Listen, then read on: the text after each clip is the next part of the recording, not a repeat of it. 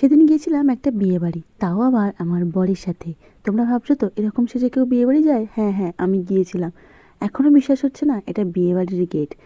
আসল ব্যাপার হচ্ছে এখানে ছিল গণবিবাহ, তাই এখানে এত ভিড়, আর আমিও ওরকম সেজেই চলে গেছিলাম। প্রোগ্রাম হচ্ছিল, আর এখানে বসার জায়গাগুলো কি দারুণ সাজিয়েছে, আর ব্রাইডদেরও। এখানে 11টা কাপল ছিল। এখানে সেলফি জোন, মণ্ডপ, সাথে অনেক রকম দানের জিনিসপত্র সুন্দর করে সাজানো ছিল। তারপর আমরা লাইনে দাঁড়িয়ে পড়লাম ভিআইপি পাসে খাবারের জন্য। হ্যাঁ, এরা সবাই ভিআইপি পাস পেয়েছিল।